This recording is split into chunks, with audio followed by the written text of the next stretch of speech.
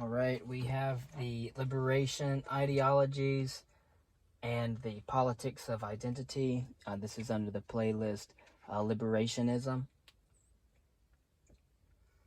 Over the past half century, several ideologies have affixed the word liberation to their names. The call for black liberation came out of the ferment of the 1960s, as did the women's liberation movement, also known as feminism. These movements were followed by the gay liberation movement, as well as the Aboriginal, or what's known as the Native Peoples Liberation Movement, which that's also called well, you had the women's liberation movement, the gay liberation movement, then you had the Native Peoples Liberation Movement, which was indigenism. All right, we'll go over that, as well as animal liberation, and of course add that as well. And concerning the social contract of Jean-Jacques Rousseau, quote, "Man is born free, yet everywhere he is in chains. The only one who thinks himself the master of others is as much as a slave as they," end quote. And so in many respects, of course, these are all very different movements with vastly different ideologies. Each one has its distinctive arguments, and each addresses a particular audience. However, despite their differences, all share common features that mark their respective ideologies as members of an extended family, and of course, they are liberation ideologies. And so this family resemblance should become clear in this chapter. So we examine the extent to which these liberation ideologies and movements possess similar features. How does each ideology understand freedom and liberty? And how does each fulfill the four functions of an ideology? How does each define the democratic ideal? And so we are going to be addressing some of these. The things that, again, each of these ideologies will fulfill the four functions of an ideology, and we start with an explanation, evaluation, orientation, and program.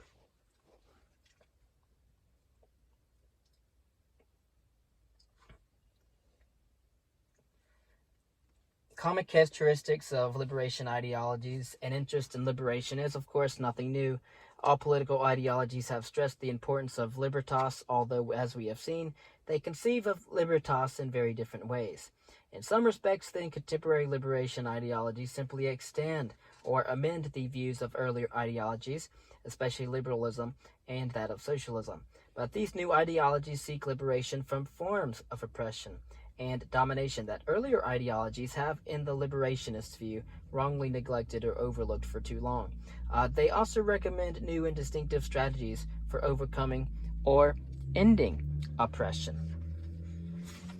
And so, liberation ideologies share several core or common features. The first is that each addresses a particular audience: black people or women or homosexuals, native or aboriginal people, poor peasants, or even people distressed by the mistreatment of animals. As we shall see, the ideology of animal liberation runs into theoretical difficulties faced by no other liberation ideology. The members of each of these audiences are not people who chose to be in that audience, as the people attending a concert have done.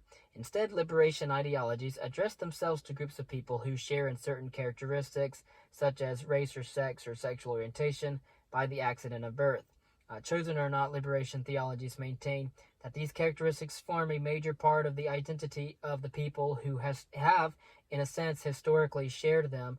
In other words, how others think of a person and how that person thinks of him or herself really depends on the circumstantial experience that they've had previously, as well as the ones now, and it depends largely upon the conditions such as skin color and sex, sexual orientation, over which that person has little and mostly absolutely no control whatsoever. It is not, therefore, to follow the liberal program of working to promote individual libertas. According to the various liberation ideologies, people are not simply individuals, so they cannot be liberated simply as individuals. And so people identify with certain groups and are identified by others as members of those groups, and they must be free as members of those groups, as black people or women or homosexuals or native people. Hence, these liberation ideologies are typically associated with what has come to be called the politics of identity. And a second feature is that each one of the groups that are addressed is supposedly mistreated or oppressed by some dominant group in one fashion or another. The term oppression simply refers to the many means, institutional, intellectual, legal, or even linguistical, that some people use in order to, quote, press down, crush, or otherwise deform others. It is in this sense that blacks have been and still are oppressed by whites in some cases, women by men, of course, homosexuals by heterosexuals, and of course, men have been oppressed by women as well. Homosexuals by heterosexuals, for example, and native people by colonists, and poor peasants by wealthy landowners, and animals by humans. A third feature common to all liberation ideologies is that they aim to liberate an oppressed group not only from external restraints or restrictions, such as unjust or discriminatory laws, barriers to entry in education, housing, and employment, but also from internal restrictions. Internal restrictions are those beliefs and attitudes that oppressed people have come to accept uncritically and unconsciously as true, and that then serve to inhibit their quest for freedom or liberation. Liberation ideologies are addressed then to people who have in some sense acquiesced to that or participated in their own oppression or victimization. On this view, for example, some black people have internalized white values and racist attitudes toward blacks. Some women have accepted men's diagnoses and explanations of their discontent. Many homosexuals have felt guilty because they are not straight.